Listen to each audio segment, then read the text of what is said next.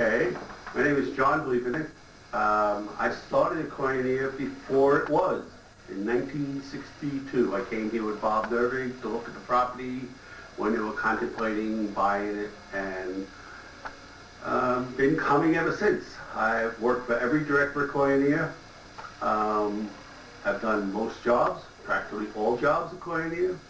I served as the maintenance director for a while, or caretaker as I like to call it, and I served as an interim director for one summer.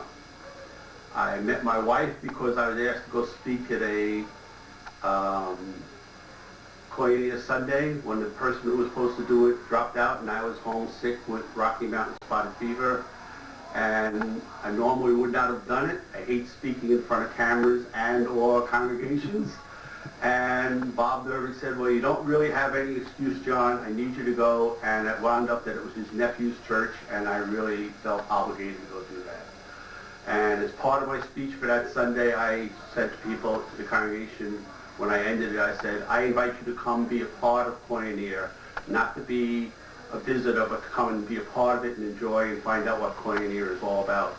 And then that was in May, and that summer, Carol came up, and after the chapel service, I was talking with John Hanson in the back, and Carol came up, running up and said, I came, and I just turned and looked at her and said, oh, that's nice, and I went back to talking to John Hanson. And truthfully, afterwards, I went looking for her, went all through family camp, couldn't find her, wound up, she was out on the lake with her daughter and sister canoeing. So then, to make the little story go a little longer,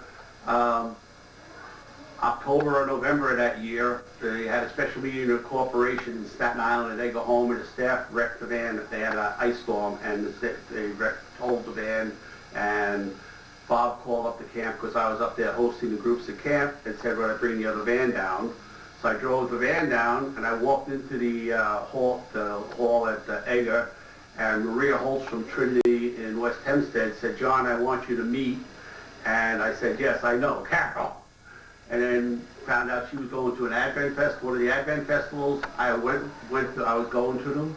And so we went out on our first date at that Advent festival, and history. October the following year, we were married, 10 months. So that's, so Koinonia gave me my wife. It gave me my life, because prior to meeting Carol, I had gone to Vietnam in 1970, 71, and when I was leaving, Bert Lapa took me out to the Rainbow restaurant in Ulan, and we sat and talked for a long while, and he said, you know, it's going to be tough times and all that, and while I was over there, I kept getting letters from Bert about things that were happening in Koinonia, and he stayed in touch. It was kind of my sanity check. And then when I came back, again, we went and spent a week together walking the land at Koinonia, and I give Koinonia the credit for my life being as normal as it is, because there are a lot of horrors in a war. The other pluses to Koinonia connections is I was stationed in Fort Carson, Colorado when I came back to Vietnam, and I picked a church to go to in Colorado Springs that was Our Savior's Lutheran Church, and they were celebrating their 100th anniversary on the day I went. And I sit down in the congregation and I recognized one of the pastors up in front of the church, and it was Ed Nervig Sr.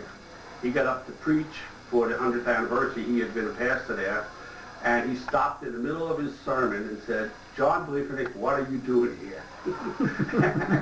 And people in the congregation looked at me like, what the heck is going on here? And then he says, okay, we'll finish this later. Then he finished his sermon, and afterwards he told me that a pastor from Brooklyn, Bud Christensen, was up in Denver, and I went up to church there, and then Bud called the post chaplain and got me to go to spend some time with him.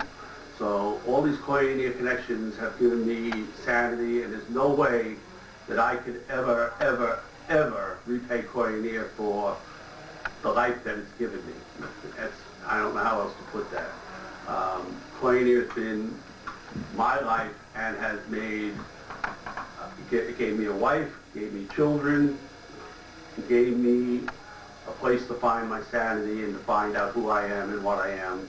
And I continue here to this day volunteering and having fun and enjoying the people of Koinonia and what Koinonia has to offer everybody. I would say that there's no better place for personal growth and rebuilding. I think that's about where I should end. Thank you very much. Thank you.